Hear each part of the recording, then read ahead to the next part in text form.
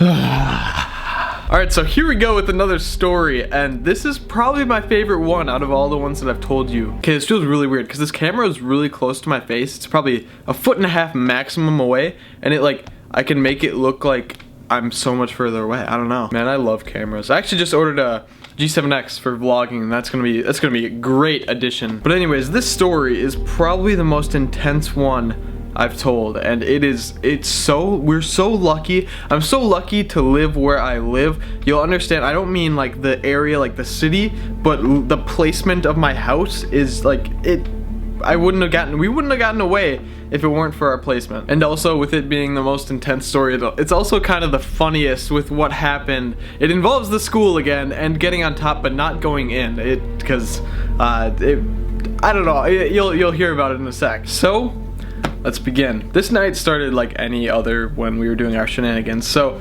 we just hung out here and we waited till at nighttime. If you haven't seen these story type videos that we've done, so we would hang out here until it got really dark out, and we just like watched a movie or something, just hung out. And then we would go out at like 1, 2 in the morning and then just do a bunch of random stuff that we thought was fun. So this one, we went to the school again.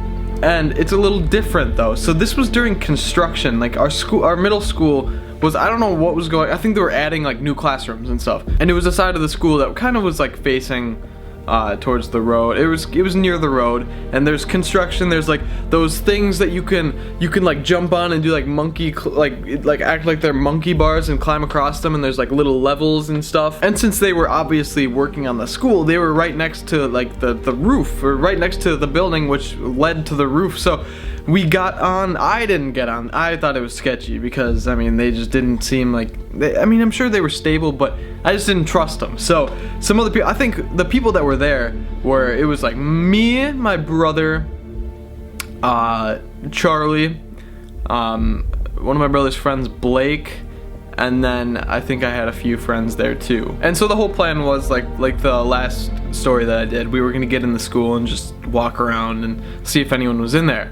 And there was someone in there, so that's why we actually didn't end up getting in. So we got up on the roof. Well, I keep saying I did not get on the roof. Charlie did, and I don't know if anyone else did, but he went on the roof, and I don't know what happened. He was walking around. We were just hanging out for a while. I don't know if this was that exact night that I'm thinking of right now, but some nights we would go out. We'd have two people on the roof, 2 people in the field. It was like a big soccer field, baseball field. There were a bunch of different like little small fields and stuff, and there was like a little ditch, and we would lay there, and then 2 people would just be walking around somewhere else, and we'd look out for cops just to see like if any cops were gonna come. Since we got people on the school, we were just checking to see if people had seen it and called the cops. So we would wait a bit, we'd lay in the ditch or whatever, and then watch for cars, see if we saw any cop cars, and if the coast was clear, we'd move on. Okay, this sounds like a lot worse now. Like,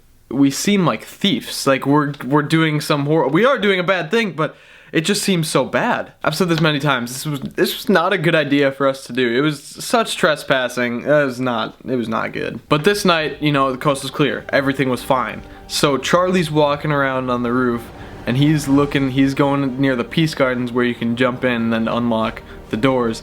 And before he jumps in, he looks down. There's a janitor walking by the window that's like in the inside part of the school, and they could see each other. And the janitor looks up at Charlie. Charlie looks at them, and he said they made eye contact for like 3 whole seconds, and then he just booked it. So as fast as Charlie could, he got off the roof. Like I said, I don't know if anyone else is on the roof, but I know Charlie was, because he obviously got seen by the janitor. They literally made eye contact. And he said he saw the janitor pull out a walkie-talkie and like talk to his other janitor. There were 2 janitors in the school. And he said he saw him going to walkie-talkie, and Charlie was just out. He booked it, he got off the roof, and we started running for it. Now after a bit of running, we turned back and looked to see if the janitors had walked out of the school and tried to find us, but we didn't see anyone. We didn't see what they did, but we're like, they had to have called the cops. If we're literally on the school, 2 a.m., whatever, just not being smart kids, I mean, you'd think no way in hell they're not gonna call the cops. And so we got to this trail that's right by my house. So like the school, like I said, is like a block down. It's literally across the street and a block down. And there's a trail that goes to the back of my house, and it also leads out to the street on the other side, which is just like, so the road that my school's on goes like this, and then we're at like this corner neighborhood, and then this other road goes this way, and there's a trail from this road to that road. So we were on the trail by the school, and so we just wanted to hang out at the end of the trail to see if there would be any cops, and we were waiting there for I swear 10-15 minutes. Not a single car was coming. Like I think there was maybe, no, I don't even think there was a car. Maybe like 1 or 2 cars that were obviously not cops. I just seriously don't remember. It was so long ago. But by the time it was like 10 or 15 minutes in of just waiting, we were sitting there and we're just like, the police had to have been here by now if they called the cops right away. And of course, as soon as someone says that, 2 cop cars turn onto the street where the school is, and they see us. We're literally on the sidewalk right next to the trail about to run, and someone just yells, "Cop!" And we look, we're just like, oh shoot, we gotta run. So we book it. That was probably the fastest my heart has ever been racing. My adrenaline was so ridiculous. I swear I was running 100 miles per hour. I felt like Usain Bolt. It was ridiculous. I was just booking it. I was so out of breath so quickly because I don't know, it was just such a rush. I was so like nervous. And so by the time we get to my house, like I said, it's on the trail. We could see the other end of the trail, and there's 2 cop cars over there too, like with their lights on right at the end of the trail. So we're literally trapped. They saw us on this part of the trail. Sorry, the camera's not zoomed out enough, but they saw us on this part, this entrance to the trail, and this entrance over here, and they literally blocked us off with around 4 cop cars, and we book it through the woods. It's not like too much woods. It's literally probably 40 feet of like weeds that we had to run through to get to my backyard. So we book it there. We open the door. We open our sliding glass door right out here. We get in here, and we're just like, we just sit down. We're, oh my god, I'm so glad we're safe. Like, we could have gotten screwed over so easily. I don't know. It was the scariest, most fun, like, adrenaline rush ever. Like, probably that I've ever experienced. It was so fun. And of course, as usual, we called my cousin out here, who was sitting right here. Well, in this room. This was her room, and we told her the whole story. She laughed. Told our mom. She laughed. Of course, my mom didn't approve of it, but it had already been done. So I mean, there was nothing she could do about it, and we were safe. There was nothing. We weren't getting in trouble or anything. But seriously, that moment when one of the friends, I don't know who it was, I think it was Blake, just yelled "cop," that was the big, like, my heart just skipped a beat, and just running. Oh my gosh, I was so scared. I was so scared but so excited at the same time. And then I saw the other end of the trail, and when I saw the cops, I was just, oh my gosh, we're so lucky that we're getting out of this. They could have easily started walking on the trail and saw my house and saw that we went into it, but they hadn't gotten out of their cars yet. And this is probably the last cop story I have to really tell with you, involving our little middle school shenanigans. Maybe that's our last cop story, and definitely not our last story, because there was stuff like, we had these little, you know, those flags with those like bendable metal type things that you like stick into grass, and it's like a little flag. I don't know, it's just a flyer for something. There were a bunch of them.